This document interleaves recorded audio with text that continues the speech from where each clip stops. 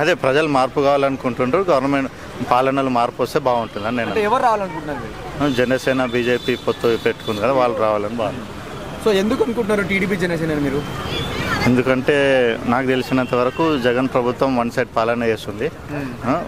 Vision అనేది లేదనమాట next 10-20 ఇయర్స్కి. దాని గురించి పవన్ కళ్యాణ్ వీళ్ళ చంద్రబాబు నాయుడు వస్తే విజన్తో పనిచేసి అభివృద్ధి కూడా బాగా జరుగుతుందని నేను అనుకుంటున్నాను. మరి జగన్ గారి 5 years పరిపాలనలో ఉద్యోగ అవకాశాలు కానీ డెవలప్మెంట్స్ కానీ ఏమైనా జరిగాయి అనుకుంటున్నారు మీరు చూసిన దాన్ని బట్టి విన్నదాన్ని?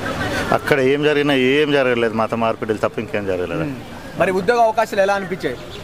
ఉద్యోగ అవకాశాలు ఏం లేదు, ఓన్లీ వాళ్ళ పార్టీ కార్యకర్తలకే ఇచ్చారు అంతే. 2,50,000 పైగా ఉద్యోగాలు ఇచ్చామని చెప్తున్నారుగా, సో నిజంగానే ఇచ్చారనుకుంటున్నారా? ఎవరు డప్పాలు కొట్టుకుంటారు అంతే, అదేముండదు అంతే. సో ఇప్పుడు చంద్రబాబు నాయుడు గారు వస్తే మరి ఎలాంటి డెవలప్మెంట్ చూస్తారు మీరు ఆంధ్రలో? ఇప్పుడు హైదరాబాద్ లెక్కనే ఏపీ కూడా మంచి 2 రాజధానులు 3 రాజధానుల వాళ్ళు కూర్చొని మంచి మేధావులతో కూర్చొని చర్చించి 1, 2 లేదా 2 రాజధానులు పెట్టి డెవలప్ చేస్తాడు అంతే. సో మీ ఎక్స్పీరియన్స్ బట్టి చూడండి, ఒక రాష్ట్రానికి 3 రాజధానులు అవసరం అంటారా? అవసరం లేదండి, ఒకటి సరిపోతుందండి.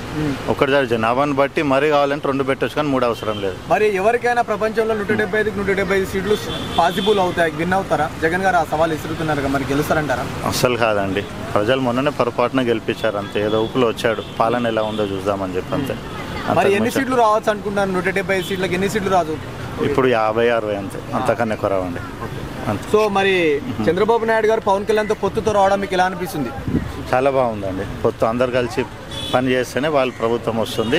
ప్రజలు కూడా మార్పు కావాలనుకుంటున్నారు కాబట్టి నేను కూడా వాళ్ళు రావాలని కోరుకుంటున్నాను అంతే. సో 2047 విజన్తో వస్తున్నారు కదా చంద్రబాబు నాయుడు, నిజంగా హైదరాబాద్ మాదిరిగా డెవలప్మెంట్ చేస్తారనుకున్నారా అమరావతిని?